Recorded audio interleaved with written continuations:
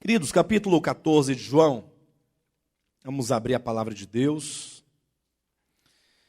Nós temos demonstrado aqui nos estudos o quanto que esta porção do Evangelho de João é importante. Não somente dentro do contexto do próprio livro, mas sobretudo do contexto geral de toda a Escritura. Nós temos que atentar para um fato. Nós estamos vivendo há 2000 anos, aproximadamente, da primeira igreja. Ou seja, no tempo, nós estamos distantes da igreja apostólica, ou a igreja dos apóstolos, em que os apóstolos eram os presbíteros nas igrejas locais daquele tempo, de Jerusalém e de Antioquia, né? Então estamos no tempo distantes 2000 anos. É muito tempo. Você imagine que se começa a traçar uma linha, né? E de tempo em tempo essa linha vai se afastando, que seja 1 milímetro.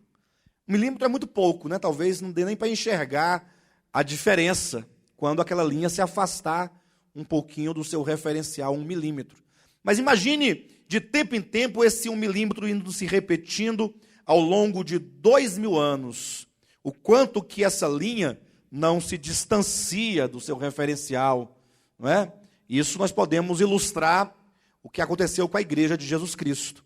A igreja de Jesus, que foi fundada por ele, cujo fundamento é o próprio Senhor e a sua doutrina, mas que foi colocada ali nos ombros dos primeiros apóstolos. Vejam, as únicas autoridades na terra para dizer o que é a verdade neotestamentária são os primeiros apóstolos. Porque eles receberam diretamente de Cristo, da palavra encarnada.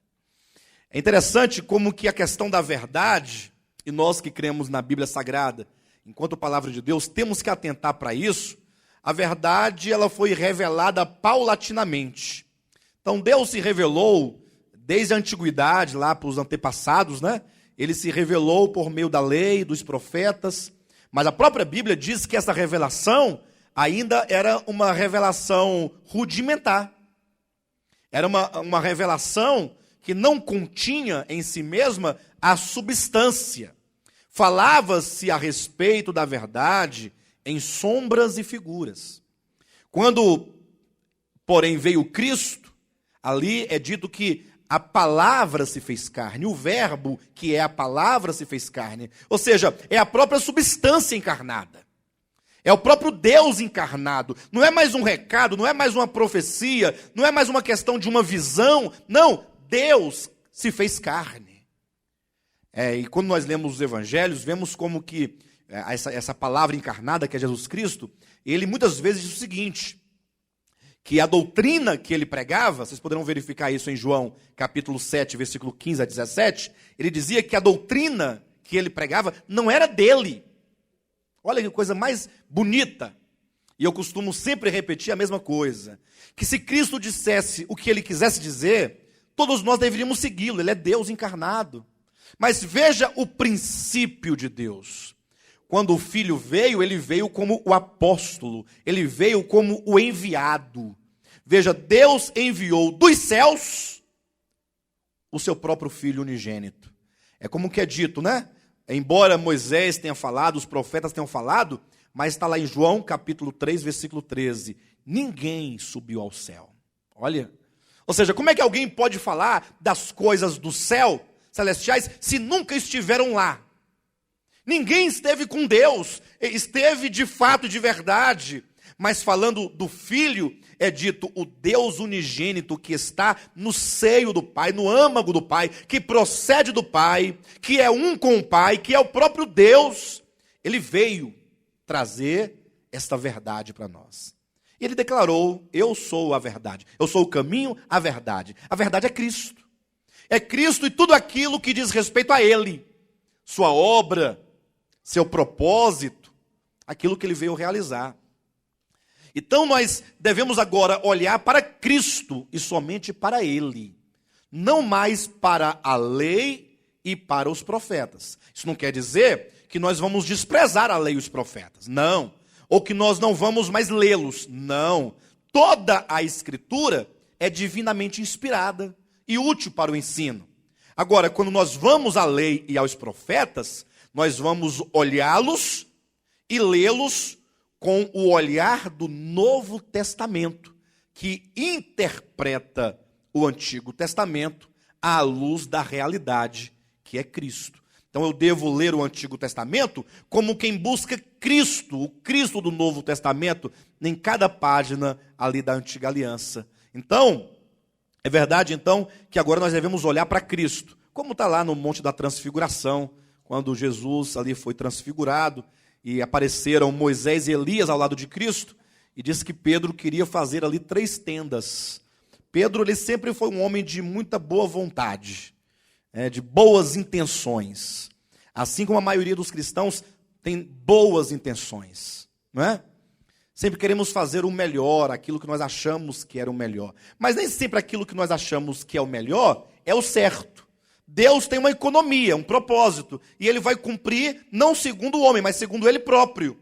Foi então quando Ele falou: Senhor, se queres, façamos aqui, faremos 3 tendas, uma para ti, uma para Moisés e outra para Elias, que é a graça que é Cristo, a lei que é Moisés, os profetas que é Elias. Queria ali estar reunindo todos ali juntos. Quando o Pai dos céus, diz a Bíblia, falava Pedro ainda, ou seja, mal ele havia acabado de falar, Deus interrompeu-o, dizendo: Pedro, este é o meu filho, em quem eu me comprazo. O meu prazer não está em Moisés, não está em Elias. Moisés e Elias, enquanto a lei e os profetas, foram bons, no sentido de terem sido instrumentos do trabalhar de Deus, mas o prazer do Pai está no Filho. Aí o Pai diz, a ele, ao Filho, ouvi. Todos aqueles que servem a Deus devem, a partir de então, ouvir o Filho, que é ouvir a voz do Filho, ouvir o Novo Testamento.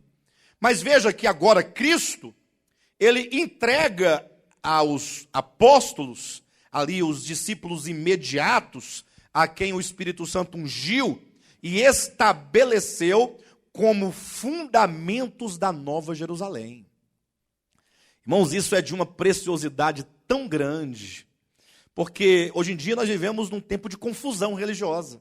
Cada um diz uma coisa, cada um diz de um modo, cada um diz o que sonhou, o que viu, ou o que supostamente sonhou, o que supostamente viu. Mas ali a verdade que é Cristo, é o apóstolo enviado. Ele diz, a doutrina que eu prego não é minha, é do Pai que me enviou. E agora ele entrega e confia na mão ali dos primeiros apóstolos, os 12 apóstolos chamados os apóstolos do Cordeiro. Então são os apóstolos, não qualquer um, não é o apóstolo dos dias de hoje, esses que dizem apóstolo fulano, não esses. Os apóstolos da Bíblia que escreveram o Novo Testamento, aqueles de quem é dito que esteve com Cristo, que estiveram com Cristo na sua ressurreição, que comeram com Cristo, que tocaram a Cristo, que viram a Cristo, que contemplaram a Cristo, que apalparam o Cristo crucificado. Somente eles podem dizer o que é Cristo. Olha, eles estiveram com o Senhor. Quem aqui esteve com Jesus ressuscitado? Esteve com Ele. Você teve? Não? Com Jesus ali. Quem aqui pode falar como está em João, 1 João, capítulo 1, quando diz assim, como é que diz mesmo? Permita-me olhar aqui. Como é dito no capítulo 1, o que era desde o princípio, o que temos ouvido, o que temos visto com os nossos próprios olhos. Eles não viram com os olhos alheios, nós vimos com os olhos alheios. Nós vimos com os olhos dos apóstolos. Eles pregaram e nós cremos. Porque nós mesmos não chegamos a ver o Cristo ressurreto. Ou alguém viu aqui o Cristo ressurreto? Ele diz, nós, o que temos visto com os nossos próprios olhos, o que contemplamos e as nossas mãos apalparam com respeito ao verbo da vida, e a vida se manifestou, e nós a temos visto e delas damos testemunho. Então veja que os apóstolos são aqueles que estiveram com a vida encarnada, com Cristo encarnado. Querem ver um detalhe? Abrem Atos capítulo 10, só para os irmãos atestarem essa verdade. Capítulo 10, versículo 37 em diante, diz assim: vós conheceis a palavra que se divulgou por toda a Judeia, tendo começado desde a Galileia, depois do batismo que João pregou, como Deus ungiu a Jesus de Nazaré com o Espírito Santo e com poder, o qual andou por toda parte, fazendo bem e curando a todos os oprimidos do diabo, porque Deus era com ele. E nós, quem é esse nós aqui, irmãos? Os apóstolos. Veja a prova. E nós somos testemunhas de tudo o que ele fez na terra dos judeus e em Jerusalém, ao qual também tiraram a vida, pendurando-o no madeiro. A este, Deus ressuscitou no terceiro dia, e concedeu que fosse, queridos, o Cristo de Deus ressuscitado, ele ressuscitou e foi manifesto. Ele se manifestou em ressurreição. Não foi uma questão não foi um mito, na verdade houve uma manifestação. Versículo 41, não a todo o povo. Eu pergunto, o Cristo ressuscitado se manifestou a todo o povo? Se manifestou a você?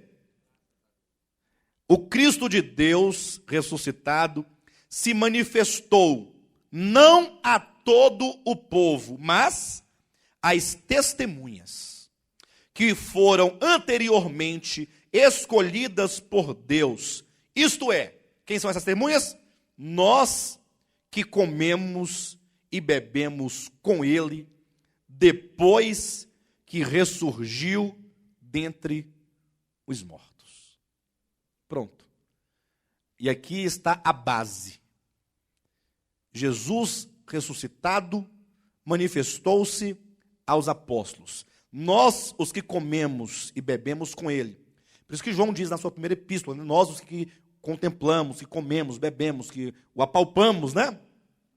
E nos mandou pregar ao povo e testificar que ele é quem foi constituído por Deus, juiz de vivos e de mortos. Dele todos os profetas dão testemunho de que por meio de seu nome todo aquele que nele crê receba remissão de pecados. Então veja, agora esta verdade foi confiada aos apóstolos do Cordeiro. É por isso que é dito em Apocalipse capítulo 21, que a Nova Jerusalém, ela está fundamentada, ela está edificada sobre 12 fundamentos, sobre 12 alicerces, tendo em cada um deles escrito o nome de um dos apóstolos do Cordeiro. Em cada fundamento tem o nome de um apóstolo. São 12 os apóstolos do Cordeiro, são 12 os fundamentos da Nova Jerusalém. E por que são 12 os fundamentos? E por que são 12 os apóstolos? Porque os apóstolos, enquanto fundamentos, eles trazem, explicam e nos legam esta verdade que eles receberam. Agora eu pergunto, quem está autorizado a falar o que é a verdade? Somente eles. Qualquer outro que posteriormente surge dizendo alguma coisa que é a verdade, nós devemos colocá-lo à prova do que os primeiros apóstolos disseram. Então, se o bispo Alexandre chegar aqui pregando qualquer doutrina que seja, não importa qual, desde a mais prática, que sejam, no caso, as ofertas, que é uma doutrina de caráter prático, efetivamente falando, até a mais misteriosa, que é a eternidade, ou os assuntos referentes à eternidade. Não importa de que natureza, se o bispo Alexandre pregar qualquer coisa, o que ele pregar tem que passar pelo crivo dos 12 apóstolos do Cordeiro. Para saber se o que o bispo Alexandre está pregando é o mesmo que os 12 apóstolos do Cordeiro pregaram e ensinaram e afirmaram que é a verdade. Se o bispo fulano, Beltrano, o apóstolo fulano de tal, pregar qualquer que seja a mensagem, ou o pastor, ou o pregador, ou o presbítero, ou a irmã, ou a missionária, ou o missionário, quem quer que seja, o profeta, o homem de Deus, tem que passar pelo crivo da verdade legada pelos 12 apóstolos do Cordeiro. Se estiver de acordo, é uma expressão da verdade, deve ser crida, obedecida e praticada. Se não passar pelo crivo do que os apóstolos escreveram nos 27 livros do Novo Testamento, deve ser colocada de lado e deve ser vista como um engano, seja uma doutrina extra-bíblica porque não se encontra, está além da Bíblia, ou mesmo antibíblica, se ela vir de encontro à sã doutrina dos apóstolos. É isso que nós estamos falando, pode ser verificado aqui em 1 João. Abra sua Bíblia.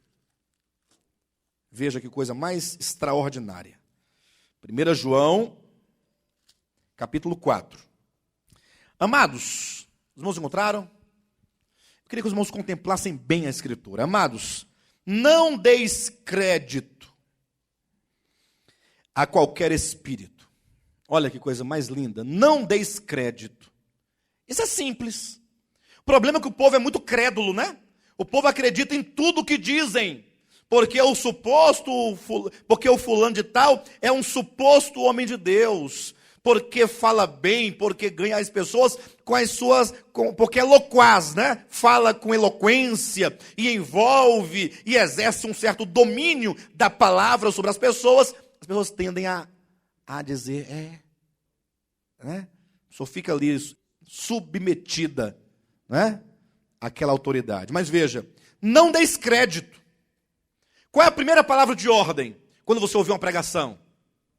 Não dá crédito. A Bíblia diz, não seja crédulo ao extremo, sem que primeiro você coloque aquilo que se ouve à prova. Não é que você tem que ser incrédulo, não. É que você deve ter uma postura de um investigador. Bem, interessante isso que ele está dizendo. É interessante. Até parece que é divino, mas eu não posso dar crédito de imediato. Então, a primeira atitude é não dar crédito. Segunda, antes... provai os espíritos. Eu quero provar se esse espírito que diz na boca da missionária, na boca do missionário, na boca do apóstolo, na boca do bispo, na boca do presbítero, na boca do pastor, na boca do evangelista, na boca de... Quero provar se esse espírito é de Deus ou não. Vocês têm coragem de fazer isso? Colocar à prova o espírito que fala? Irmãos, se todos os crentes colocassem à prova, nós não teríamos o engano que temos hoje, aí no meio cristão. Não teríamos nenhum tipo de problema. Aí diz, versículo 2, nisto reconheceis o Espírito de Deus. 2 pontos. Todo espírito que confessa que Jesus Cristo veio em carne é de Deus. Eu me lembro de uma pessoa... tanto atribulado, passa um tempo na igreja, aí desvia, e volta, e fica lá e cá, né? Quando vai, faz um tanto de coisa errada. Aí um dia ele foi num centro espírita, um crente desviado foi a um centro de macumba. Chegando lá, na hora de receber os passes, aí ele entrou na fila. Pensa um crente desviado na fila de um centro de macumba.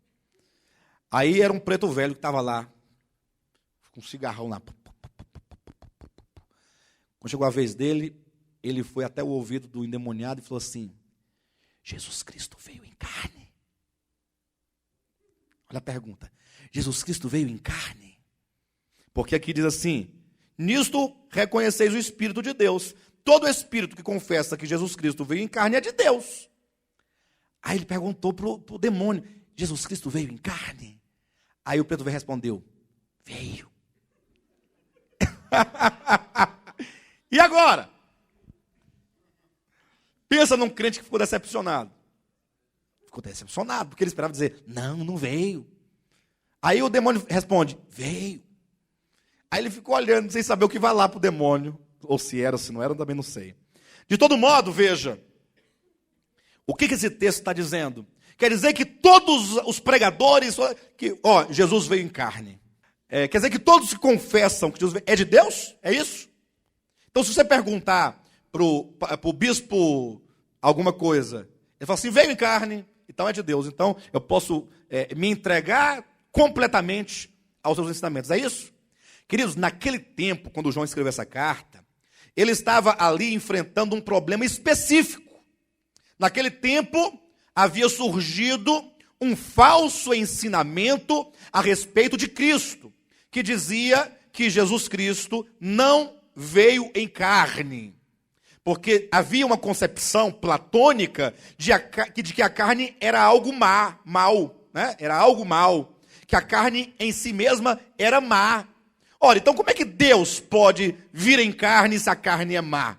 E aí criou-se uma doutrina, uma heresia, um engano, que afirmava que Jesus Cristo não veio em carne, mas ele veio de alguma maneira em espírito, e ele somente entrou naquele homem Jesus por ocasião ali da crucificação, eles diziam.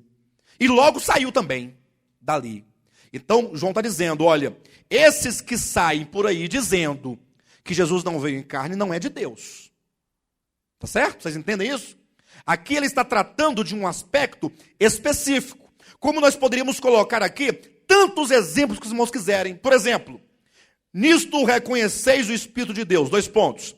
Todo aquele que confessa que Jesus é Deus, é de Deus. Porque se alguém nega, não pode ser de Deus. Concordam com isso? Todos aqueles que confessam que o Espírito Santo é Deus, é de Deus. Não é que é de Deus no sentido absoluto, mas quer dizer, aquela mensagem pregada por aquele Espírito é divina, porque está em acordo com a Escritura. Ou seja, aquele que nega que Jesus é Deus, não pode ser de Deus. Aquele que nega que o Espírito Santo não é Deus, não pode ser de Deus. Aquele que nega que a salvação é simplesmente por fé, não pode ser de Deus, porque está negando uma verdade fundamental da Escritura. Aqui ele trata de um aspecto peculiar. Mas veja que ele vai explicar. Diz assim, olha, versículo 3. E todo espírito que não confessa a Jesus não procede de Deus. Pelo contrário, este é o espírito do anticristo, a respeito do qual tendes ouvido que vem, e presentemente já está no mundo. Filhinhos, vós sois de Deus, e tendes vencido os falsos profetas, porque maior é aquele que está em vós do que aquele que está no mundo. Eles, os falsos profetas, procedem do mundo. Por esta razão falam da parte do mundo e o mundo os ouve. Nós somos de Deus. Então, esse nós aqui são os apóstolos que estão em oposição aos falsos apóstolos. Certo? Então ele diz, nós somos de Deus. Esse nós aqui é o mesmo nós do capítulo 1 de 1 João, quando diz, nós os comemos, que o vimos, que tocamos, que apalpamos o verbo da vida. Nós somos de Deus. Diga assim, os apóstolos do Cordeiro são de Deus. Muito bem. Ele diz, aquele que conhece a Deus, nos ouve. Ouve a palavra apostólica dos apóstolos. E aquele que não é da parte de Deus, não nos ouve. Nisso, reconhecemos o espírito da verdade e o espírito do erro. Como é que você pode identificar o espírito do erro? Se aquele espírito falar de acordo com a mensagem dos apóstolos, aqui nos 27 livros do Novo Testamento, é de Deus. E se não falar de acordo com isso, não é de Deus. Simples. Não tem mistério. Hã? Não tem mistério. Nesse aspecto não tem mistério. Simples. Aí você então tem que estar atento. Por que eu estou dizendo isso? Porque nós temos enfatizado que o capítulo 14 de João, 15, 16 e 17, esta porção que hoje estamos estudando, constitui ou tem uma importância tremenda, não somente no contexto do Evangelho, mas sobretudo no contexto de toda a Escritura. Por quê? Porque de tudo que a Escritura diz a respeito de Deus e a respeito do homem, e então a respeito de Deus e o homem, esse projeto que inclui o homem nos planos de Deus, está aqui revelado. Capítulo 14, 15, 16 e 17 é a substância, é a essência, é o coração da Escritura. É lógico que toda a Escritura tem uma importância tremenda, mas são nesses capítulos em que você vai encontrar aqui a revelação do mistério da vontade ou do supremo propósito de Deus. É aqui. E é por isso que aqui Jesus vai se revelando. Deus, ele se revela ao homem. Deus se revela aos seus crentes. Então saber quem é Deus, a pessoa de Deus, entender a Deus, ter essa revelação é crucial para que nós tenhamos então uma vida cristã adequada. Então não se preocupe com o que dizem. Preocupe-se com o que diz a Bíblia. Ainda que aquilo que você se deparar aqui, talvez fira o seu conceito, que você herdou lá atrás, no passado, da sua tradição. Mas não importa. Você não pode manter viva em você a tradição em prejuízo ao que diz a Escritura. E eu sei que dói esse processo de substituição das tradições. Dói, é um processo doloroso, porque você vai ter que tratar com o seu ego. Porque você vai ter que se humilhar, vai ter que reconhecer, vai ter que confessar. E isso o homem natural ou o homem carnal não quer. Já imaginou você viver 30 anos pregando uma coisa e agora você tem que falar assim, estava errado, eu estava enganado. Olha, isso é humilhante. Vocês sabiam disso? Para a carne não gosta. A carne gosta de aplausos, não é? Então, é um processo doloroso. Você vai ter que abrir mão, você vai ter que se submeter a um novo aprendizado, talvez com uma pessoa mais nova do que você. Aí que complica, né? Eu agora vou confessar que tudo que eu aprendi estava errado, ou uma boa parte estava errada, e agora eu vou ter que ir lá aprender com o bispo Alexandre, que tem 36 aninhos de idade. 36? 37, né? Besteira. Aqui não é você e nem o bispo Alexandre, o que prevalece é a palavra. É o que vale. Pode ser quem for, uma criança, um jovem, um adulto, um ancião, não importa. O importante é a verdade. Então, nesse capítulo 14, ou nessa porção, 14, 15, 16, 17, há uma revelação tremenda, sobretudo a respeito de Deus e a respeito da igreja. Deus e a igreja, que na verdade a Escritura toda trabalha em torno disso, né? Deus que se encarnou, que é Cristo, e agora a igreja, que é o seu corpo, que é a sua habitação, e que é o seu complemento. Então nós vimos aqui, capítulo 14, versículo 7, quando Filipe questionou o Senhor, né? E o Senhor então respondeu dizendo, se vós me tivesseis conhecido, conheceríeis também a meu Pai. Então veja que Jesus coloca bem claramente que havia um problema aqui. Os discípulos não conheciam a Cristo e tampouco conheciam ao Pai. E esse é um problema antigo, conhecer a Deus. Até porque há muitos deuses, né? Inclusive, você não sabia que o cristianismo hoje virou um perfeito politeísmo? Porque há vários deuses. Porque cada grupo denominacional ou ministerial prega um Deus diferente. Então, são vários deuses no meio do cristianismo. Aí você então se volta para a Escritura e fala assim, então eu quero conhecer este Deus. E aí começa uma revelação do Deus triuno, porque o Novo Testamento diz que o único Deus é trino. Não é que há três deuses, não há três deuses. Toda a Escritura nega absolutamente a existência de três deuses. Não há três deuses. Há um só Deus. O Antigo Testamento, tanto na lei quanto nos profetas, declaram há um só Deus. E aí diz mais, fora de mim não há Deus, além de mim não há Deus. Somente Ele somente Yahvé é Deus. Somente o Eterno é Deus, somente o Criador é Deus e ponto final. Aí de repente, ao entrar no Novo Testamento, este único Deus, tão claramente revelado e dito expressamente que é um só, ele se revela. E nessa revelação, você se depara com o Pai, você se depara com o Filho e você se depara com o Espírito Santo. E não somente você se depara com o Pai, o Filho e o Espírito Santo, mas você se depara com o Pai que conversa com o Filho, que envia o Filho, que tem comunhão com o Filho, que ama o Filho, que entrega seu Filho. Você vai se deparar com o Espírito Santo, que é o enviado de Jesus Cristo, da parte do Pai. Ele disse, eu rogarei ao Pai, e Ele, o Pai, vos dará outro Consolador, Pai, Filho e Espírito Santo. Você de repente se depara com a revelação de que o único Deus é o Pai, é o Filho e é o Espírito Santo. O único Deus é. Não é que o Pai é Deus, o Filho é Deus, o Espírito é Deus. Quando você fala, porque o Pai é Deus, o Espírito é Deus, o Filho é Deus, você acaba tendenciosamente pensando e levando o outro a pensar que são três deuses. Mas você nunca vai ver Deus é dois, ou Deus é três. Você só vai encontrar Deus é um só. Não é isso? Querem ver um texto aqui de Tiago? Abra sua Bíblia no livro de Tiago aí.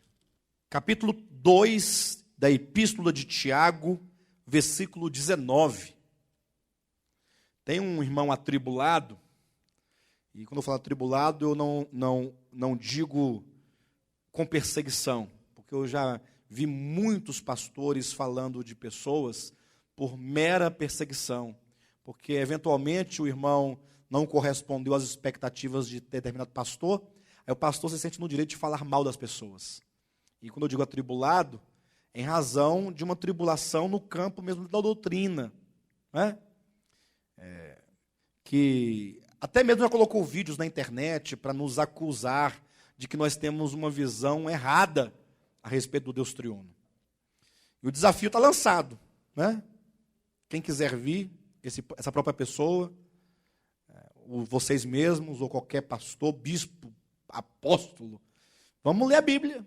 Abra a Bíblia e diga o que a Bíblia diz e pronto, nada mais do que isso. Eu não tenho um conceito a respeito de Deus, a Bíblia tem. Eu leio a Bíblia e acredito nela. O conceito não é meu, é da Bíblia. E eu não vou confessar outra coisa porque o fulano quer que eu confesse outra coisa. Não, porque o Concílio de Nicéia, o que eu tenho a ver com Niceia? Quem é essa senhora que eu não sei quem é? Niceia é uma senhora? Não sei quem é. Eu só posso falar a Bíblia.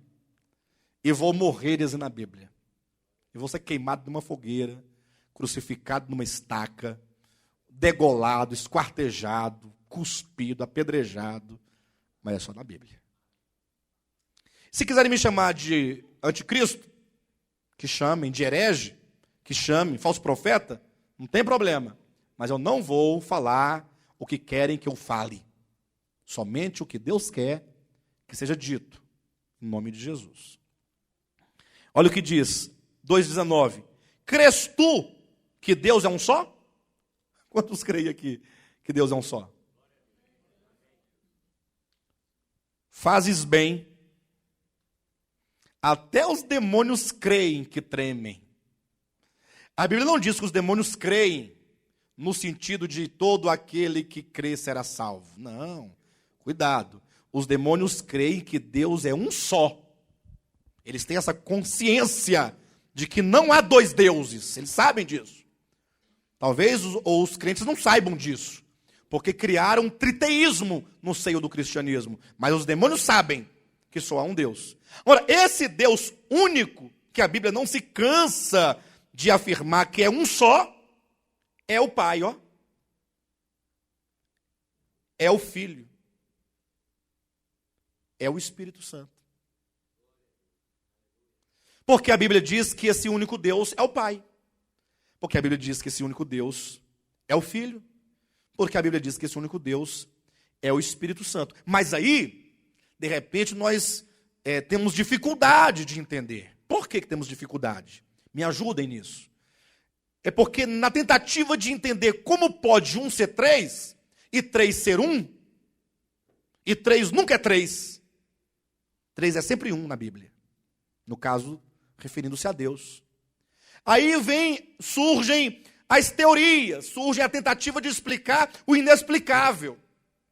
Aí o homem com a mente humana, natural, quer dar plena ciência, justificar cientificamente, por meio de argumentos, o que não se explica. Deus não se explica. Em Deus se crê, apenas se crê. Apenas diz amém, o eterno, pronto. O eterno é o Pai, glória a Deus. O eterno é o Filho, amém. O eterno é o Espírito Santo. Vai entender a Bíblia. Está lá em Isaías, capítulo 9, versículo 6. Um filho, como é que diz? Calma. Porque um filho nos nasceu. Um menino se nos deu. Olha o texto dizendo de um menino e de um filho. E o seu nome, o nome do menino, o nome do filho é O nome do Filho é Pai da eternidade. Explica. Há o desafio.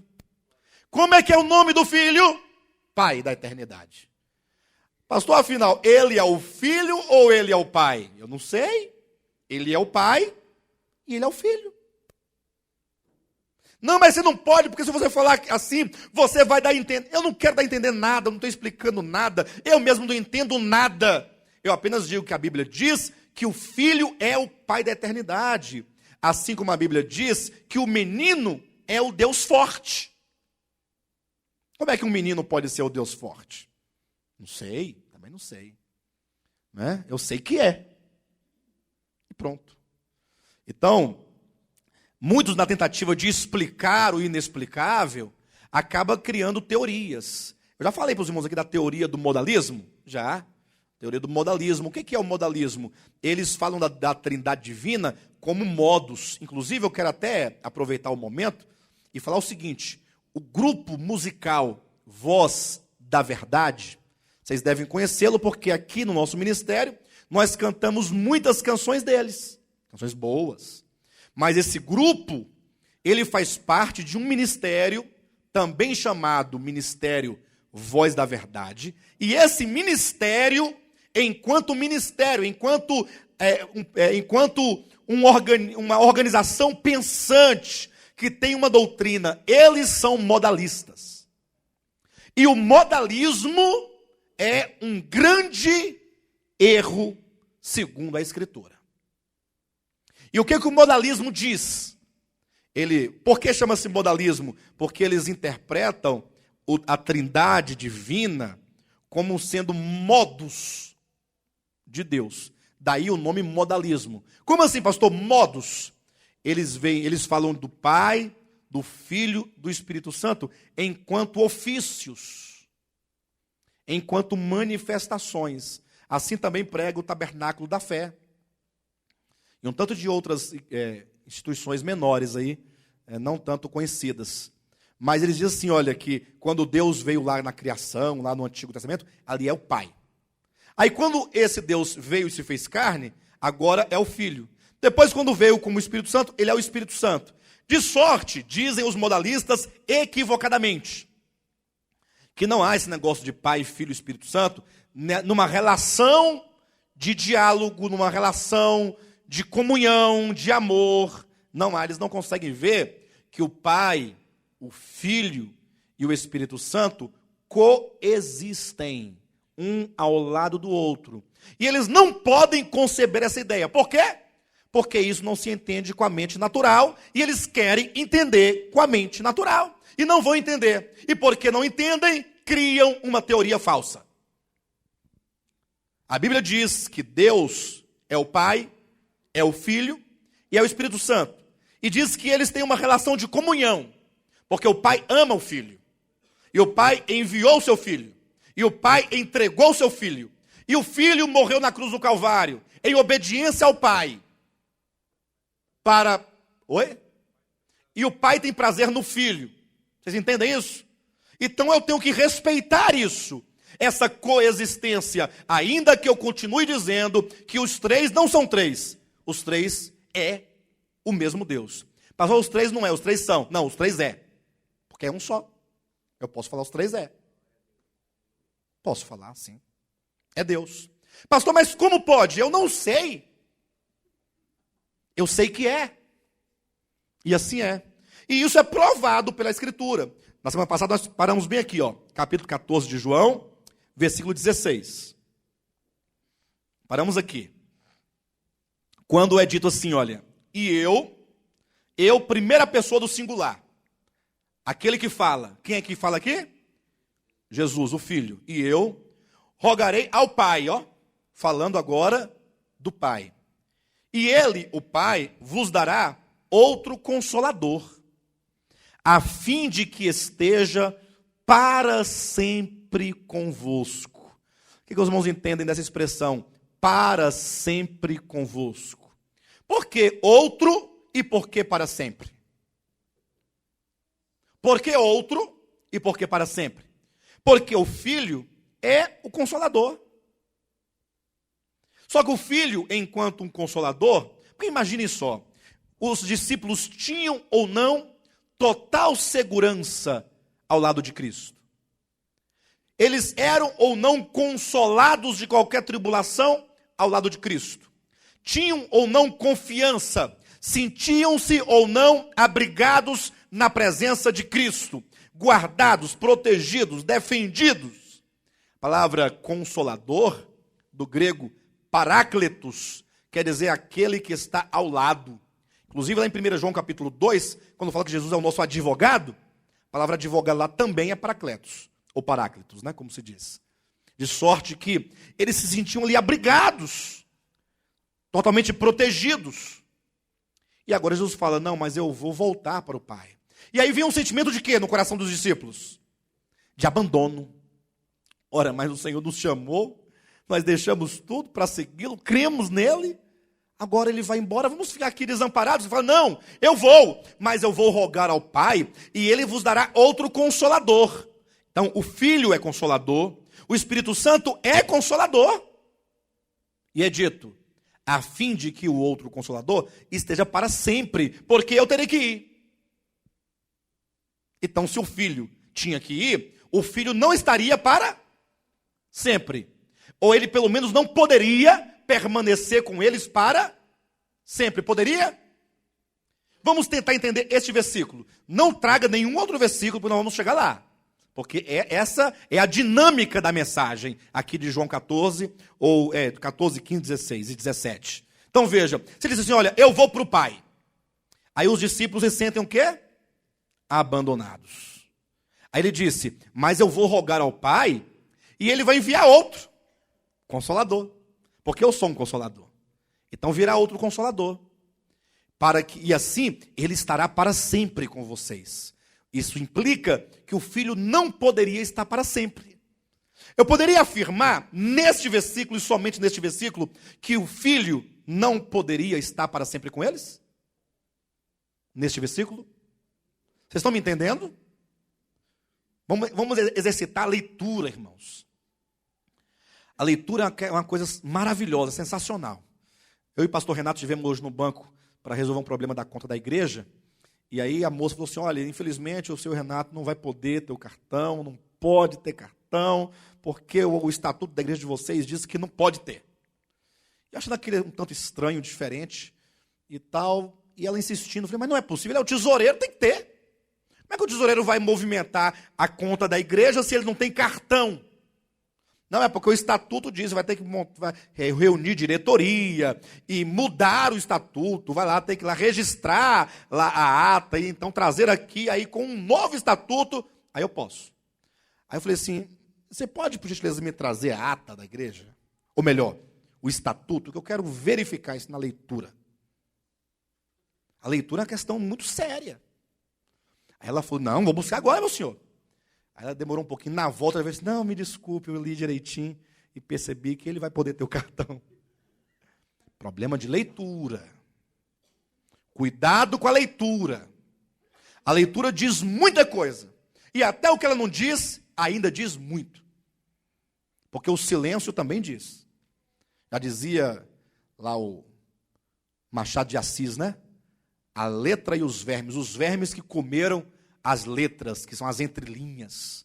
Isso diz muita coisa. Veja, eu posso afirmar aqui, no versículo 17 ou 16, baseado no contexto, capítulo 14, versículo 1, 2, 3, quando ele diz que ele ia voltar ao Pai, eu posso afirmar que ele, enquanto o primeiro Consolador, não poderia estar para sempre com eles, razão porque ele rogaria ao Pai que enviaria um outro Consolador para que estivesse para sempre?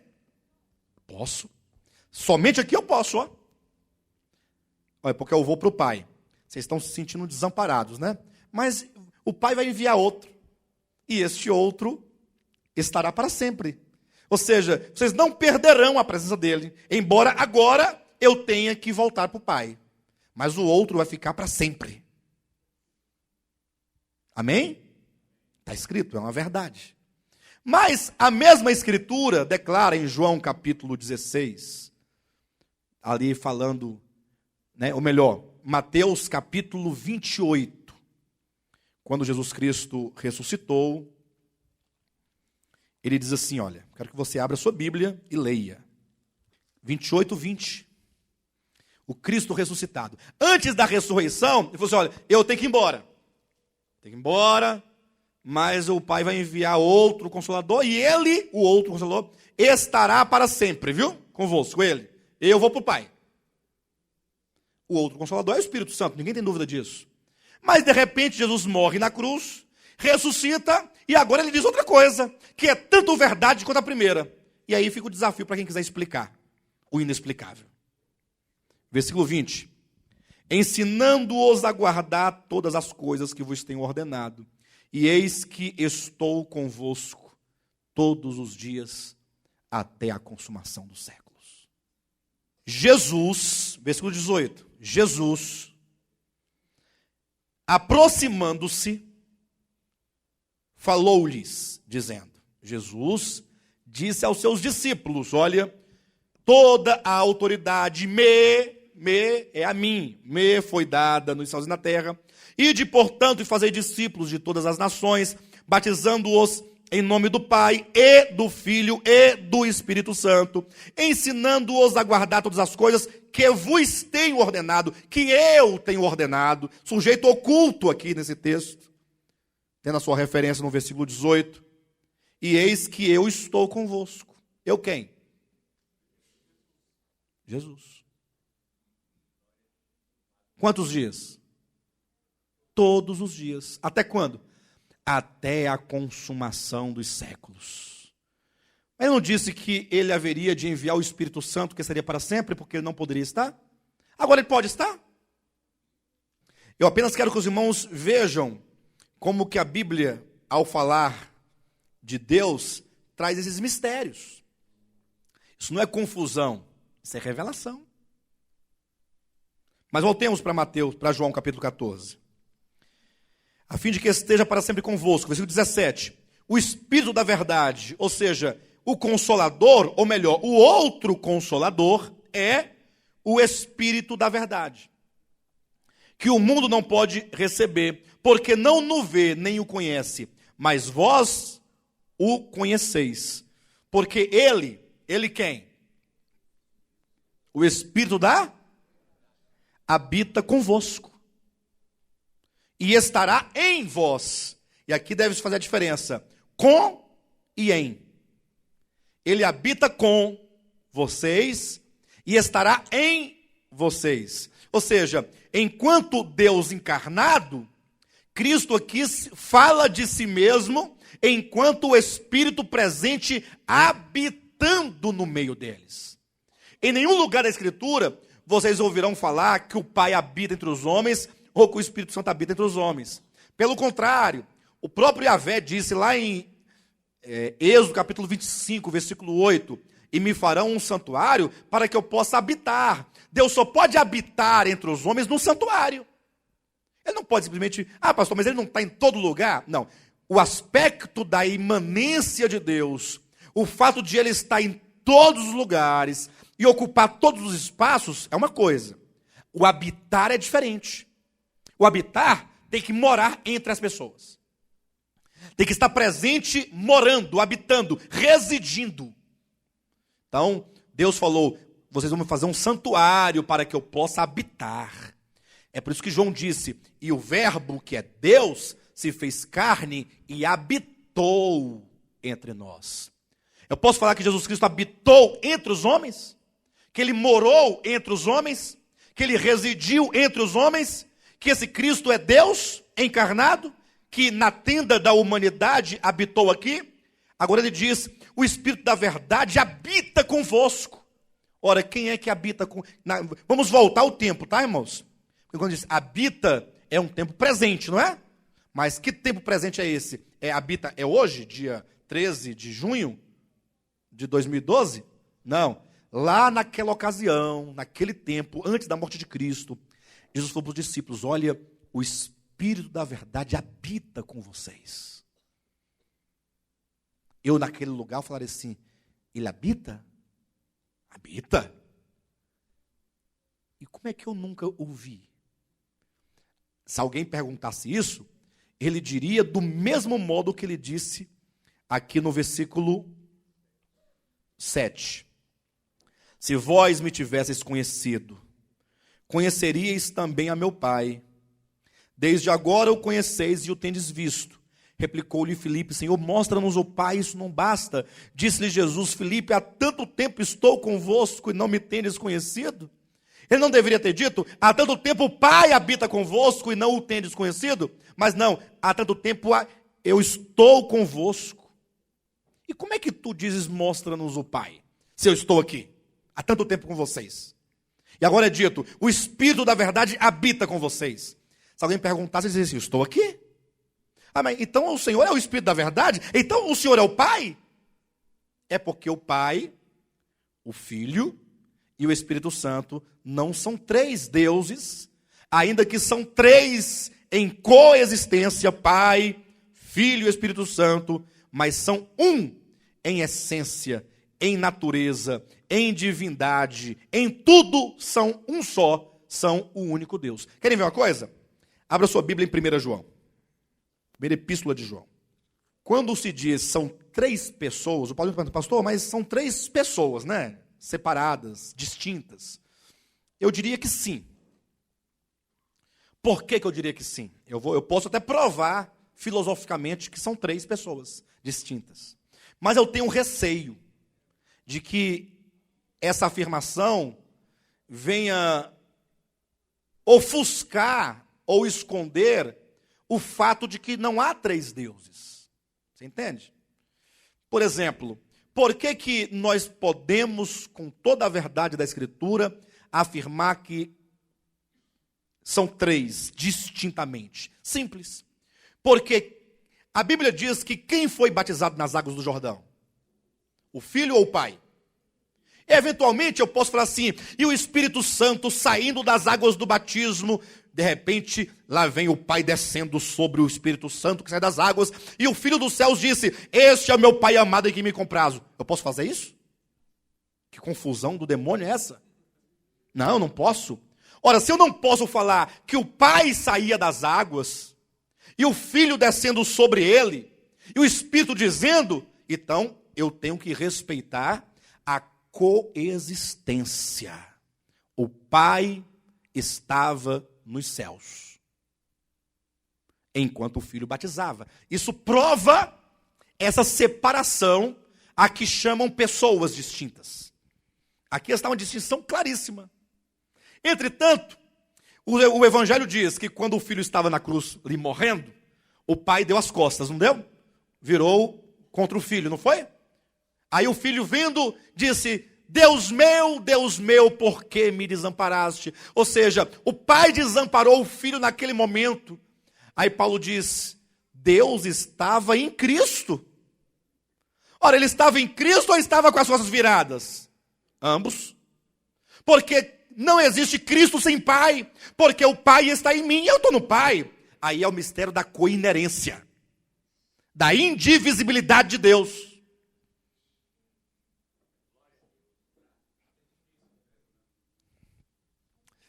Nós só adoramos, irmãos. Nós só adoramos. Adoramos, mais nada.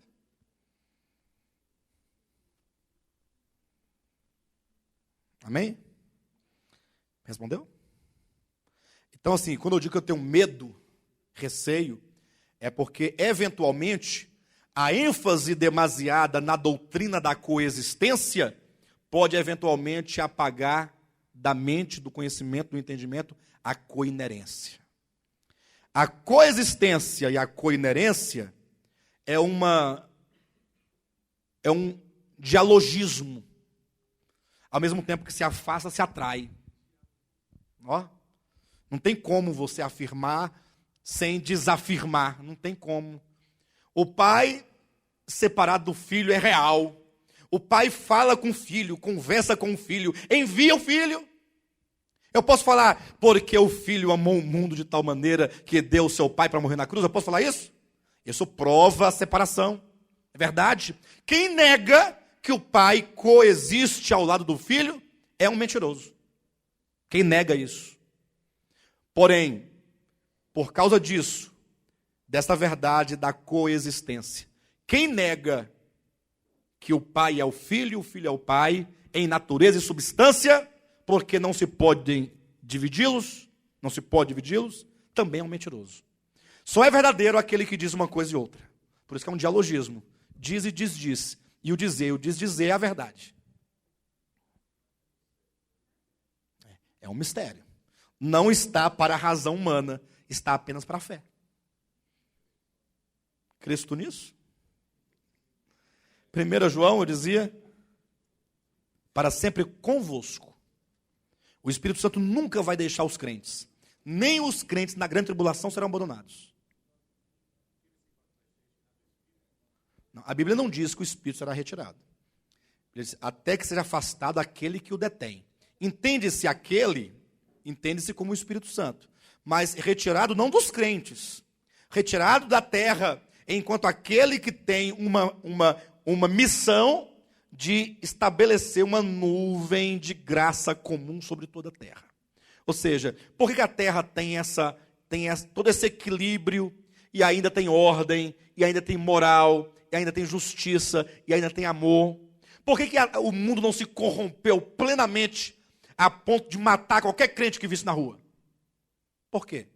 Porque o Espírito Santo age, ele tem uma ação chamada graça comum, que alcança inclusive os ímpios. Vocês acham que os ímpios têm temor ou têm justiça, um certo padrão, porque eles são bons? Não. Quando o Espírito Santo deixar a sua ação, que essa ação inclusive é representada em Apocalipse 7, versículo 1, por 4 anjos segurando seguros os 4 ventos da terra, mantendo ali, quando eles se retiram, quando o Espírito deixa essa ação, a terra entrará num estágio rápido de apodrecimento, que é exatamente o contexto e o ambiente onde o anticristo vai poder reinar. O tamanho da barriga dele.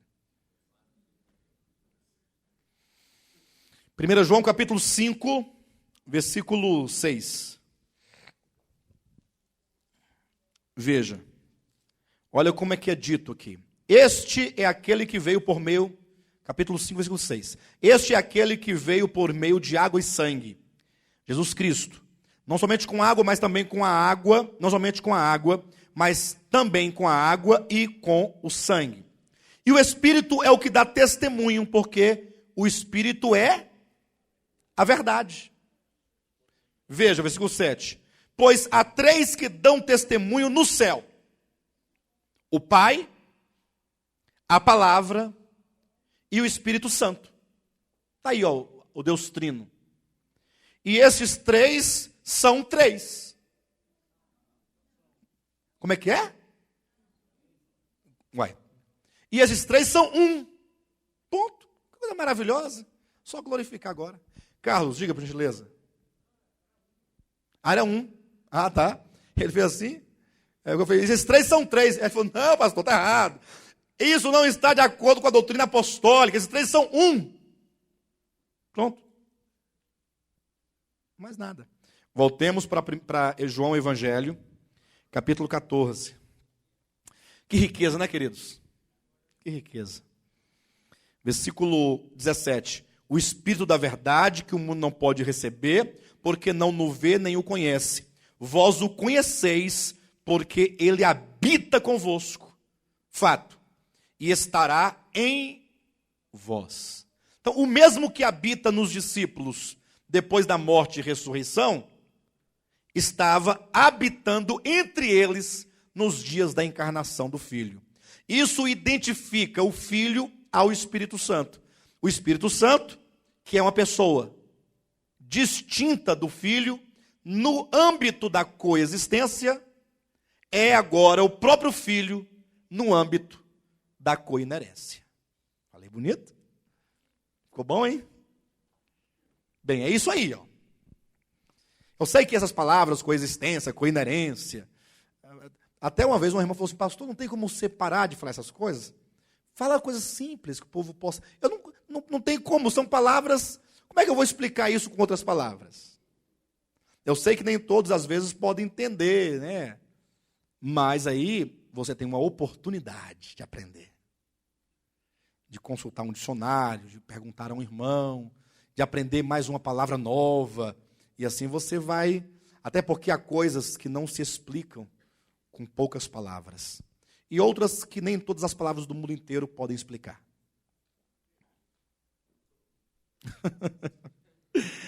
Versículo 18. Ah, Jesus, não é possível, não. Não está escrito isso aqui, não. Não pode. Porque no versículo 17, ele está falando do Espírito da verdade, que haveria de vir, enquanto o outro Consolador, para estar para sempre. Aí ele diz que o Espírito da verdade habita com os discípulos. Então, o Espírito da verdade é identificado com o Filho. No 18 ele fala, não vos deixareis órfãos. Ou seja, ele continua aqui consolando os discípulos, dizendo, vocês não vão ficar só não. Primeiro, porque virá o Espírito da verdade. Então não vão ficar sozinhos. É o outro Consolador, que habita convosco, que sou eu. Ó. E aí ele diz, por isso, eu não vos deixareis órfãos. Ora, quem é que pode, porventura, deixar os filhos órfãos? Ou quem é que pode deixar o outro órfão? Quando o tio morre, o sobrinho fica órfão? Quando a madrasta morre, fica, né? Mas quando o tio, a sogra, o sogro, o genro, o primo morre, o outro fica órfão? Para que alguém fique órfão, quem tem que falecer? Ou morrer? O pai. Não vos deixarei órfãos, enviarei o Espírito Santo. Quando ele diz não vos deixareis órfãos, ele está dizendo que ele é o pai, ou não? Ele se identifica ou não aqui com o pai? E por que ele não haveria de deixá-los órfãos? Ele diz, voltarei para vós outros. A vinda do Espírito da realidade, do Espírito da verdade, é o retorno do Cristo em ressurreição, que é o Pai. Não, se manifesta não. Cuidado com as palavras. Não, também não. Não se transforma não. Não, Raimundinha. Essa é outra história. A transfiguração de Cristo é outra história. Aqui não é transformação, aqui é o Pai, é o Filho e é o Espírito Santo respeitando o aspecto da coexistência. Não há uma transformação, não é que o Filho se transforma no Pai. Não é isso não. O Pai, o Filho, eles conversam. Não é uma transformação. Eles são. Cuidado. A irmã Raimunda veio do Tabernáculo da Fé. E aí ela traz inconscientemente o engano. Não é maldade, é apenas o inconsciente que se manifesta eventualmente. Os lampejos do engano vão, em vez de quando vai, igual o relâmpago. Por isso que você usou a palavra manifestação. A palavra manifestação está para o modalismo. Não é que você é maldosa, não. É que, eventualmente, isso vai... Não houve uma limpeza ainda. E talvez não haverá. Mas fique tranquila que Jesus é misericordioso. Tá bom? Não. Aí, tá vendo? De novo. Não são, irmãos, são manifestações? Nós estamos falando de manifestações? Não, irmã Raimunda, limpa seu coração. Limpa sua mente. Não é manifestação. O Deus triunfa, não é a questão que o Pai se manifestou, Deus se manifestou enquanto Pai, depois se manifestou, não é manifestação, Deus é o Pai, Ele é o Filho, não é manifestação, a manifestação está para o modalismo, você não tem culpa disso, eu sei disso.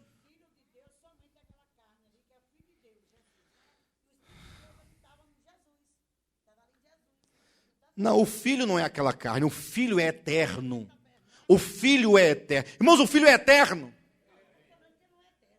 Você falou que ele era só aquela casca? E o Filho estava onde? A carne? Não. Antes de haver aquela carne, o Filho estava no princípio com o Pai. No princípio era o Verbo. E o Verbo estava com Deus, na companhia, ó. E o Filho era?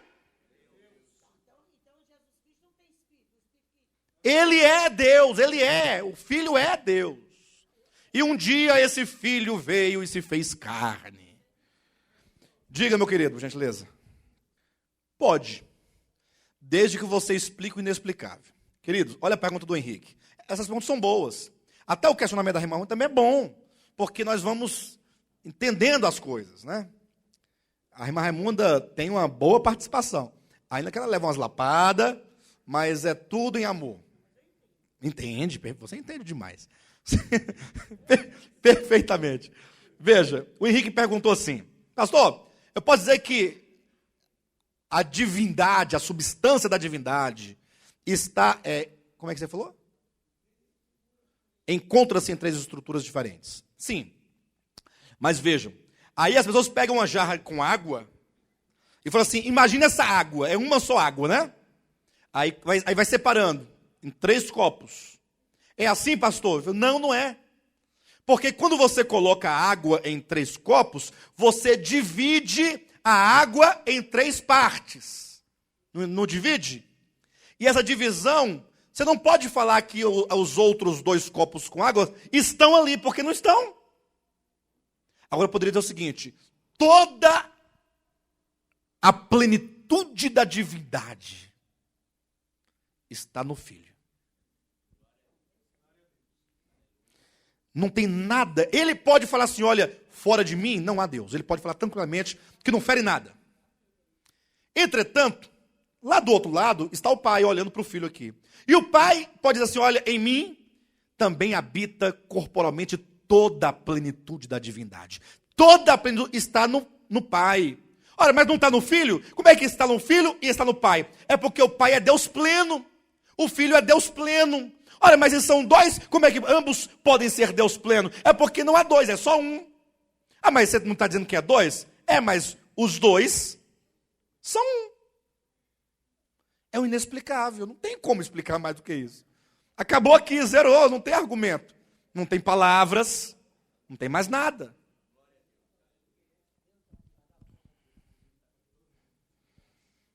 E não tem como falar diferente. Irmãos, olhem para mim, por gentileza, por um momento. Cuidado. Cuidado com a razão humana. A razão não é capaz de apreender a verdade na sua plenitude. Não tem como. Segundo, cuidado com os manuais de teologias. Vejam, o que eu estou dizendo aqui é quase uma loucura. Porque não tem como você compreender. É assim porque a Bíblia diz que é.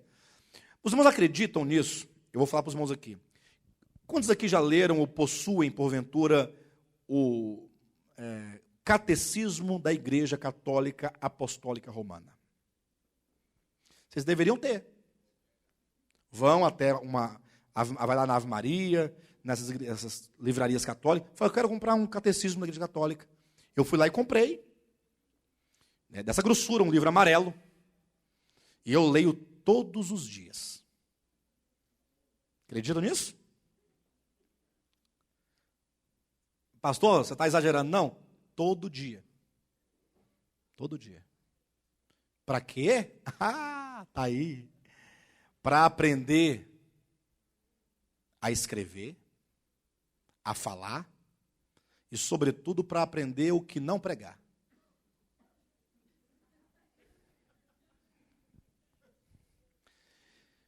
Quando lá diz a respeito do Deus triuno, vejam, lá diz o seguinte, que o Pai, ele é Pai em relação ao Filho. Quando diz que o Pai é Pai em relação ao Filho, tome cuidado. O problema, irmãos, é que o texto ele diz muita coisa. E, infelizmente, as pessoas leem e não entram, né, no sentido. Aí ou não entendem ou pensam que entenderam. Assim, o Pai é Pai em relação ao Filho. Aí ele fala assim, por que o Pai é Pai? Não, porque há o Filho. E o Filho só é Filho em relação ao Pai. E que relação é essa? Ele vai dizer que o Pai é Pai porque gerou. E o filho não pôde ter gerado o pai, ó. Então, o filho acaba ficando numa escala de ser gerado. E o pai, é por isso que ele fala assim, o pai é o único Deus de Deus. Está escrito com essas palavras. É o único Deus que é Deus, porque o outro foi gerado. É Deus também, mas é um Deus que dependeu de ser gerado. O filho não depende de nada. É dito que nele habita corporalmente toda a plenitude da divindade. Está aí. Mas a Igreja Católica diz que o filho é Deus gerado. Aí, para justificar a diferença de pessoas, fala: o pai é pai e o filho é filho. E o filho não é pai e o pai não é filho. Por quê? Porque aí veio o golpe do diabo, do Satanás, para enganar. Porque o pai tem atributos que só ele possui. Não pode. Isso é negar o filho. Ora, se o pai tem atributos que só ele possui, e são esses atributos peculiares somente a ele, que o faz pai, por isso que o filho não é pai, então há algo de Deus no pai, de que o filho é desprovido. Então o filho não pode ser Deus pleno, porque ele é desprovido de alguns atributos que só o pai possui. Entenderam o grande engano? E o filho só é filho porque ele possui atributos que só ele possui. E portanto, o pai é desprovido de alguns atributos que somente o filho tem. Está tudo errado. Eu vou até parar de falar, porque daqui a pouco vão achar que eu estou ensinando isso. Queridos, amém. Vejam, nós estamos aqui tocando num terreno muito melindroso. Né? Nós temos que tocar essa verdade. É uma verdade maravilhosa. Nós não negamos a coexistência e nem a coinerência. Então, o Catecismo da Igreja Católica acaba criando isso, essas coisas, que são coisas perigosas. Por que eu leio este livro? A irmã perguntou ali. Porque os líderes, pastores, para conduzir o rebanho, tem que conhecer. Eventualmente, você não pode conduzir a igreja se você não sabe as heresias que estão, os inimigos da verdade. Tem que conhecer os inimigos da verdade. Não é isso mesmo? Lógico, os pastores não sabem tudo, mas sempre que surgem coisas, eles devem se ocupar em conhecer, para ajudar o rebanho a não cair naquela armadilha. Tá bom? Amados, hoje foi muito